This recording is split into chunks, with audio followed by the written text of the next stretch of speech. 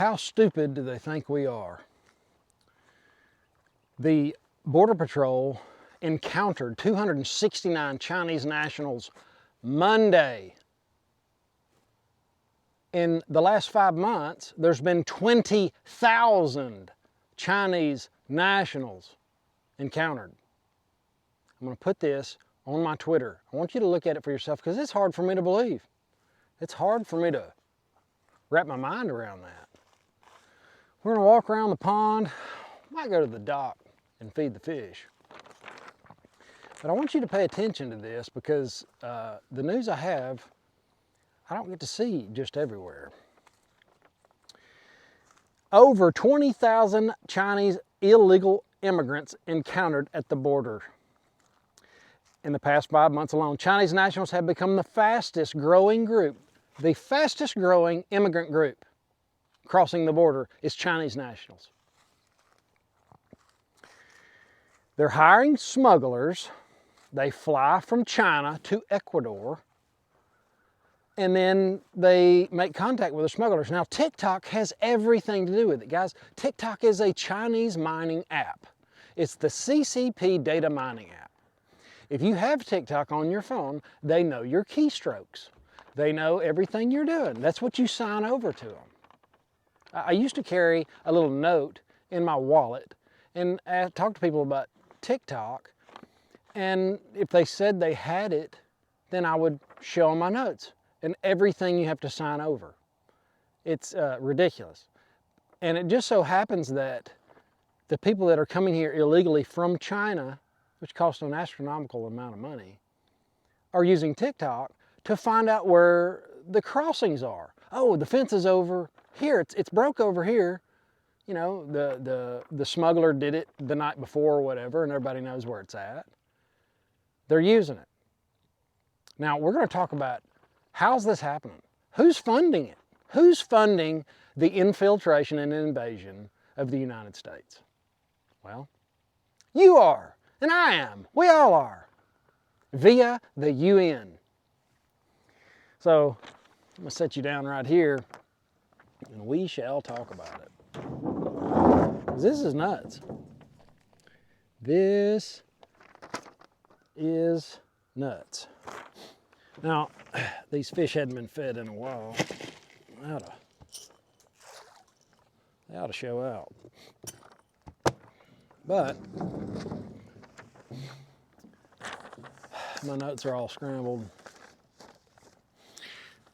But you got to think about the incentives. And by the way, Donald Trump actually believes that the CCP is directing the flow of Chinese nationals coming to the U.S.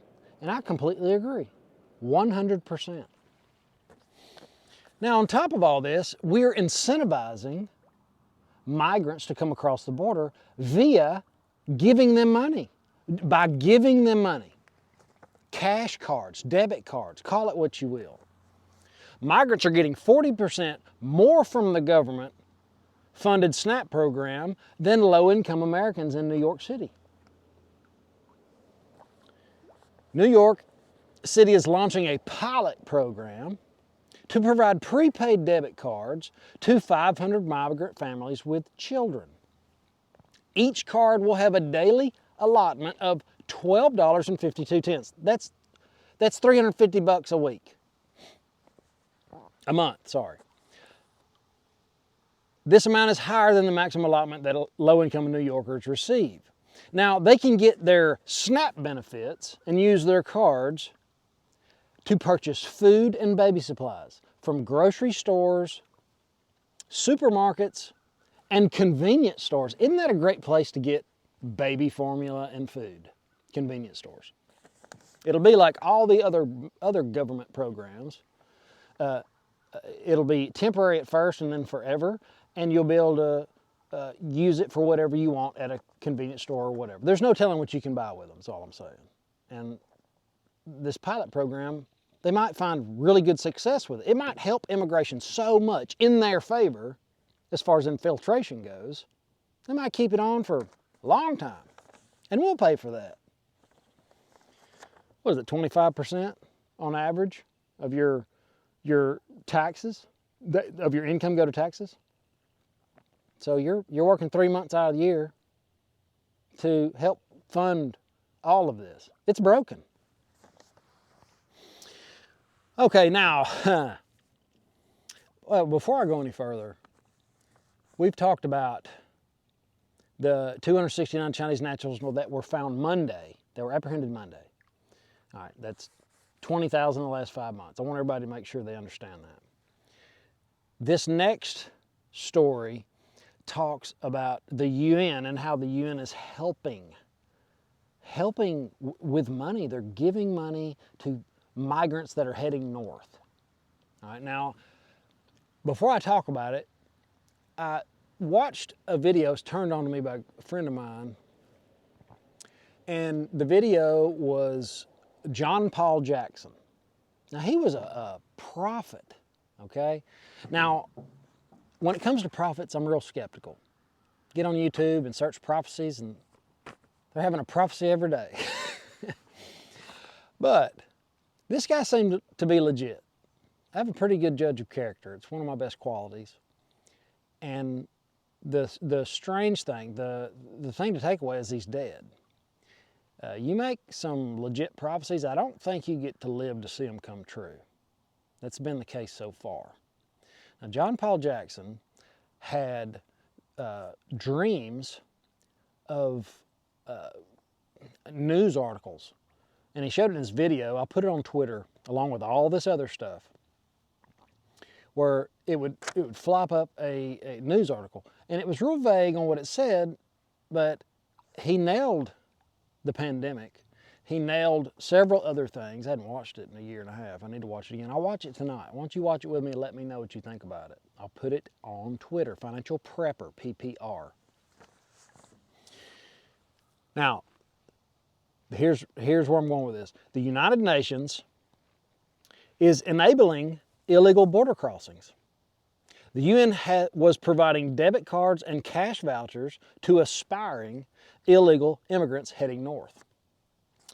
21 lawmakers proposed a bill to cut off tax funding to the UN, but due to those fact checks, it didn't work out. 1984. There was photos of cash cards being distributed to immigrants. It supported the claim, but hey, we can't do anything about that. UNAID contributes to illegal immigration across the U.S. border. The UN's 2024 Regional Refugee and Migrant Response Plan, just Google UN 2024 RMRP, reserves a planning and budget document for addressing the issue.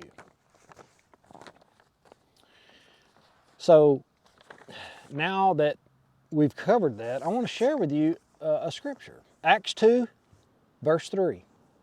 And it shall come to pass in the last days, saith God, I will pour out my spirit upon all flesh, and your sons and your daughters shall prophesy, and your young men shall see visions, and your old men will dream dreams. So that's supposed to happen. And I think it has. Just double check me on this and let me know what you think. Now, moving on. I don't know if you're able to see the fish, but I will get a little further out there. This brim are almost big enough to eat. Actually, they are. Okay, while everybody was watching foosball, the Super Bowl, I wasn't able to watch. Well, I was able, but I didn't. The Senate was working overtime. Was it on our behalf? No, I don't think so. Even during the Super Bowl, they were working to send $95 billion to foreign wars. Americans are suffering $34 trillion debt, and we are working hard during the Super Bowl, the Senate is, to make sure we can send enough money, I guess $95 billion is enough money, to foreign wars. Unbelievable, guys. This is the collapse. It's the collapse. This is real news, and I would hope everybody would check me out on it. You know, it's easy to see a talking head on YouTube just blabbing stuff.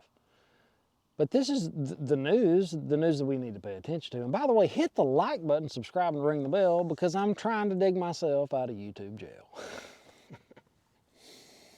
Okay, yesterday we did a video on price controls and minimum wage and all that. Well, it turns out, today I learned that Barbara Lee from California is advocating a raise of minimum wage to $50 an hour. She argued that the high cost of living in the Bay justifies the significant increase. And other candidates proposed just a minuscule $20 an hour. This goes back to the free market. If the people that were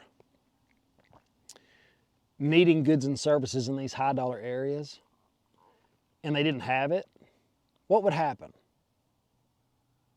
Either the minimum wage, the wage would go up to support it, or it would get, the quality of life would get so bad it would readjust.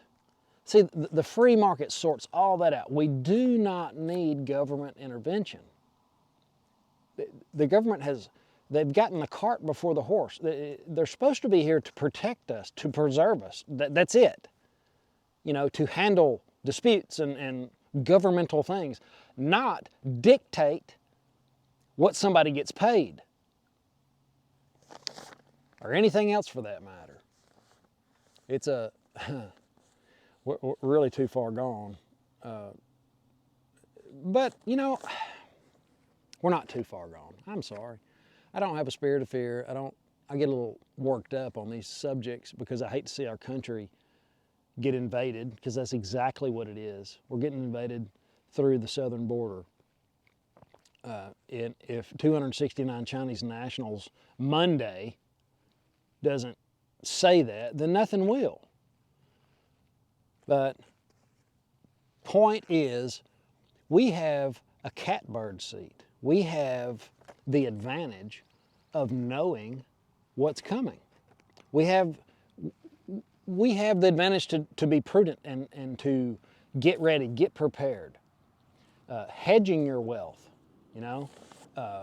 All of this, all of the entitlements, all of the government spending on $95 billion to wars and all this stuff, they seem to have an endless supply of money. That will not go on forever. It won't. It never has. A superpower doesn't get to stay the superpower forever. And it always ends the same way. Well, they don't have the power anymore, and we have the power of the dollar. We have that power over the whole world, and that's slowly coming to an end. I don't know if you watched the interview. It was over 2 hours long with Putin and Tucker Carlson. But he was like, it was stupid to weaponize the dollar. And I thought that too. I thought, let me get you up here and see you. I thought the same thing. You're weaponizing something that's going out of style to begin with. And now, here we are. So, as we get into this extreme deflation, I think 2024 is going to look pretty rough. And it might not get, I'm always early, so it might not really get here till 2025. I don't know. But the deflation, as the prices of metals are pushed down, where people are saying, you know, it's worthless, it's not any good, you know, look at the price of stocks. You could have done so much better in stocks. Well, that's why you don't put all of your wealth in anything. Most of the wealthy keep 10%, something like that. I'm not telling you what to do. I'm just telling you what the wealthy do. They hedge their wealth just in case governments print too much money, which they always do, every time. Look at Zimbabwe, look at Venezuela, look at all the people, all the countries that consistently make the wrong decisions. That's exactly what they do. If you're interested in hedging your wealth with precious metals, give Stacy a shot and get 2 other bids. I'm serious. I want people to hedge their wealth, but I want them to get the best price. She's a broker for Miles Franklin, and she's got some killer deals right now. They're going to be hard to beat, but I encourage you to do so. Her number's 318-564-5823, because as the prices are going down, I was looking at the stock today at the futures market, and to see everything else going so far up, we're hitting all-time highs all the time. It's down a little bit right now, but I'm just waiting for it to go all the way back up. And to see gold come down to 1,900 and something for a split second, right at 2,000, it's just amazing. It's amazing. You know that that's not going to last forever. It's just a matter of time. We don't know when. That's why a lot of people get too much into one thing when they really believe in something. I'm one of those people. When you believe in something and you know it's the truth, what did Mark Twain say? He said, it's not what you don't know, it's what you do know that just ain't so. That's perfect for me. But one day, God's money that he put in the earth for us to use is going to make a comeback. I really believe that. If I'm wrong, I'm wrong. But you got to stick with your convictions, and that's just the way I feel. So guys, have an awesome day. Have an awesome, awesome day. I'll see you in the next one. Later.